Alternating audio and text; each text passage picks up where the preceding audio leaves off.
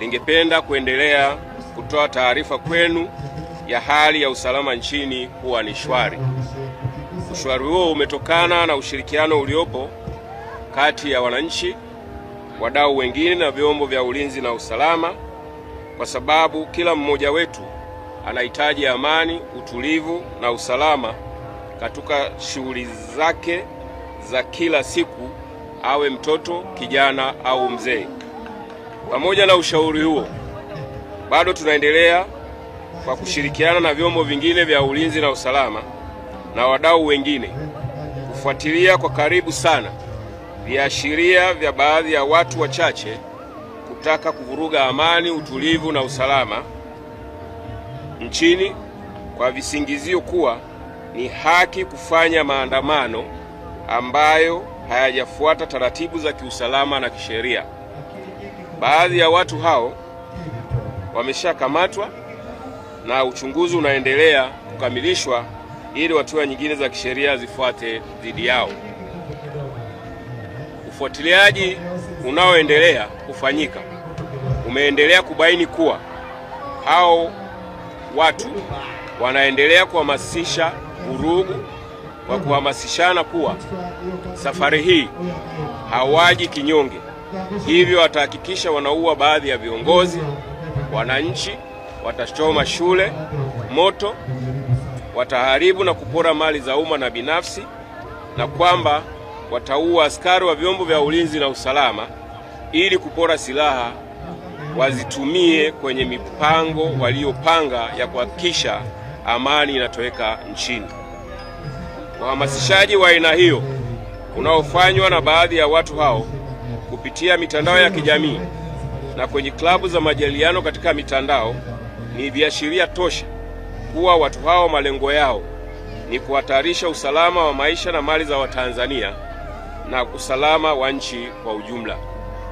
Viashiria hivyo kwa nchi yoyote ile haviwezi kukubalika au kuvumiliwa kwa sababu ni hatarishi kwa usalama wa nchi na ni kinyume cha sheria.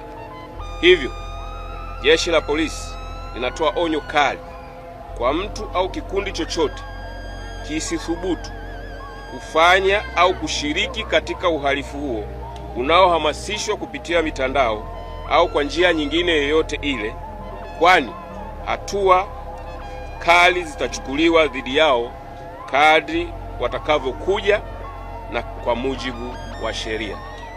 Aidha, tunatoa wito kwa jamii kujiepusha na uhalifu na wahalifu hao na kuepuka matumizi mabaya ya mitandao. Pia Jeshi la Polisi linawahakikishia wananchi kupitia ushirikiano na vyombo vingine vya ulinzi na usalama, tumeimarisha ipasavyo ulinzi maeneo yote ya nchi, na hata kuelekea tarehe 7 mwezi huu wa 7 2026, yaani kesho, utaendelea kuimarishwa ili wananchi waweze kusherehekea sikukuu ya Sabasaba kwa amani, na watakao kwenda kwenye maonesho ya 50 ya biashara ya kimataifa waweze kwenda na kurejea majumbani salama. Aidha, wananchi wasiwe na hofu, waendelee na shughuli zao za kiuchumi na kijamii, kwani vyombo vyao vya ulinzi na usalama vipo imara na vinaendelea kushirikiana ili kuhakikisha amani, utulivu na usalama wakati wote unakuwepo. Mwisho, Jeshi la Polisi Tanzania lingependa kutoa wito kwa wananchi watakapoona viashiria vyovyote vya uvunjifu wa amani au uvunjifu wa sheria za nchi watoe taarifa mapema, kwani Jeshi la Polisi na vyombo vingine vya ulinzi na usalama vipo tayari wakati wote kwa ajili ya kuchukua hatua za haraka na stahiki. Asanteni kwa kunisikiliza. Hakikisha umesubscribe, comment, like na kushare. Mseto Media, we connect everywhere.